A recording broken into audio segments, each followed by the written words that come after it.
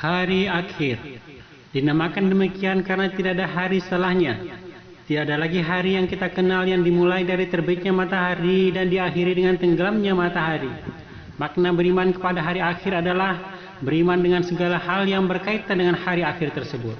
Mulai dari kematian, fitnah kubur, nikmat dan azab kubur, tanda-tanda hari kiamat, kebangkitan manusia, dikumpulkannya manusia, perhitungan dan penimbangan amal dan seterusnya, sampai masuknya manusia ke dalam surga dan neraka.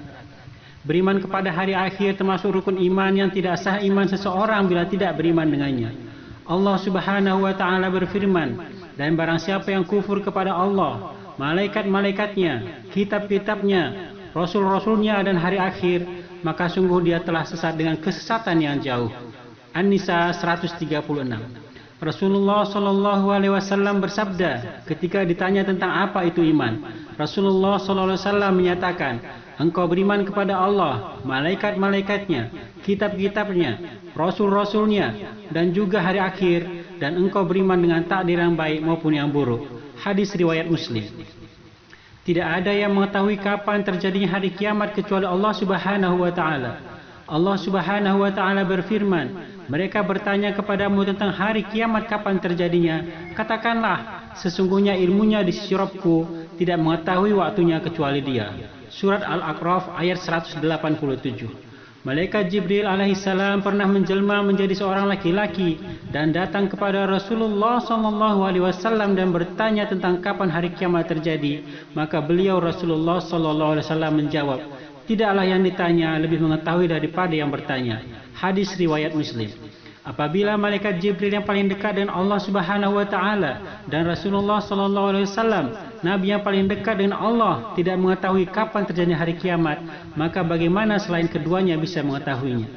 Yang lebih penting dari itu bagi seorang hamba yang berakal adalah mempersiapkan bekal yang cukup untuk menghadapi hari tersebut. Perjalanan menuju negeri akhirat adalah perjalanan yang sangat panjang. Seorang hamba membutuhkan bekal yang cukup agar sampai ke dalam surga Allah Subhanahu wa Ta'ala dengan selamat. Bekal tersebut adalah takwa kepada Allah Subhanahu wa Ta'ala. Allah Subhanahu wa Ta'ala berfirman, berbekallah dan sesungguhnya sebaik-baik bekal adalah ketakwaan. Surah Al-Baqarah ayat 197. Bertakwa kepada Allah adalah melaksanakan perintah Allah berdasarkan dalil yang sahih dengan niat mengharap pahala dari Allah Subhanahu wa Ta'ala dan menjauhi kemaksiatan kepada Allah dengan dalil yang sahih karena takut dengan azab Allah Subhanahu wa Ta'ala. Orang yang berbahagia kelak adalah orang yang bersabar di dunia ini dan istiqomah untuk mengumpulkan bekal yang cukup bagi perjalanan yang sangat panjang tersebut. Mereka lah orang-orang yang tidak akan takut dengan apa yang akan mereka hadapi dan mereka tidak akan bersedih dengan apa yang sudah mereka tinggalkan.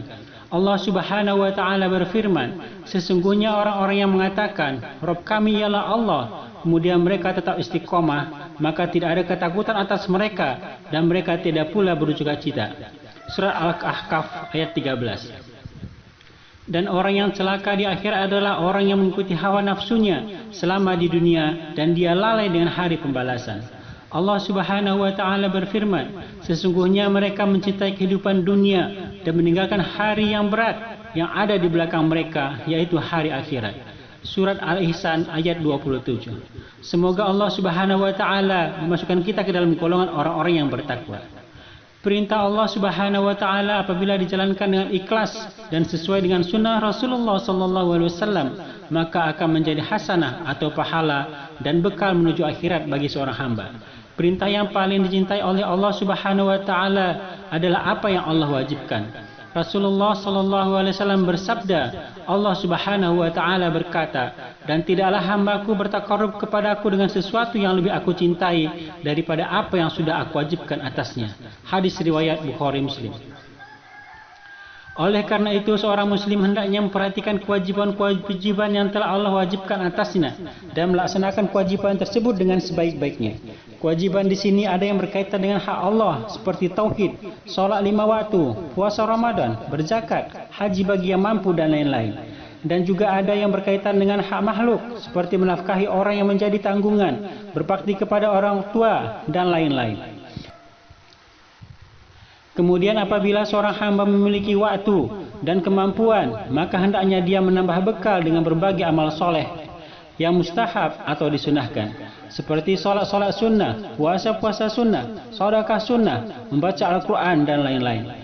Memilih di antara amalan tersebut yang bisa dia kerjakan dengan baik dan bisa dilakukan secara terus-menerus.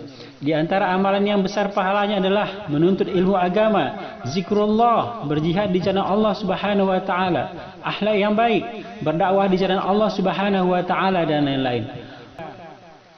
Orang yang sibuk dengan sesuatu yang menjadi kewajibannya sehingga tidak bisa mengerjakan sesuatu yang mustahab atau sunnah, maka dia mendapatkan uzur. Adapun orang yang sibuk dengan sesuatu yang mustahab, kemudian dia lalai dengan kewajiban dia, maka orang tersebut adalah orang yang tertipu. Mintalah kepada Allah Subhanahu wa taala pertolongan di dalam beramal dan mintalah kepadanya supaya amalan tersebut diterima. Semoga Allah Subhanahu wa taala masukkan kita ke dalam surganya dengan sebab amal kita yang sedikit dan penuh dengan kekurangan ini, dan rahmat serta kasih sayang Allah Subhanahu wa taala lebih kita harapkan daripada amalan kita.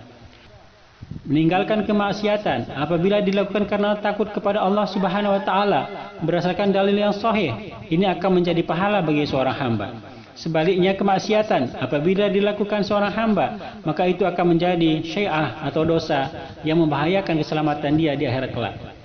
Dosa bertingkat-tingkat, dan dosa yang paling berbahaya adalah dosa yang mengekalkan pelakunya di dalam neraka apabila dia mati dan tidak bertobat dari dosa tersebut. Yang pertama adalah kufur besar atau kekafiran, yaitu menentang apa yang dibawa oleh seorang utusan Allah Subhanahu wa taala, yaitu Rasulullah sallallahu alaihi wasallam. Seperti menentang tauhid, mendustakan kenabian seorang rasul, mengingkari syariat yang beliau bawa padahal dia mengetahui bahwasanya itu syariat Allah, atau mengejek dan mengolok-olok Allah, Rasul Allah, dan juga ayat Allah serta yang lainnya. Allah Subhanahu wa taala berfirman, dan orang-orang yang kufur dan mendustakan ayat-ayat kami, merekalah penghuni neraka, mereka kekal di dalamnya. Quran surat Al-Baqarah 39. Yang kedua adalah syirik besar. Syirik ini lebih khusus daripada kekufuran. Setiap syirik adalah kekufuran dan tidak setiap kekufuran adalah syirik. Allah Subhanahu wa taala berfirman, sesungguhnya barang siapa yang menyekutukan Allah Subhanahu wa taala, maka sungguh Allah Subhanahu wa taala akan mengharamkan atasnya surga dan tempat kembalinya adalah neraka, dan tidak ada penolong bagi orang-orang yang berbuat zalim. Quran surat Al-Maidah ayat 72. Yang ketiga adalah nifak besar, yaitu menyembunyikan kekufuran di dalam hati dan menampakkan keimanan dengan lisan dan perbuatan. Orang munafik termasuk orang kafir, bahkan lebih besar dosanya daripada orang kafir yang menampakkan kekafirannya, dan di akhirat azab mereka lebih dahsyat. Allah Subhanahu wa taala berfirman, sesungguhnya orang-orang munafik berada di lapisan paling bawah dari neraka dan engkau tidak akan mendapatkan penolong dari mereka.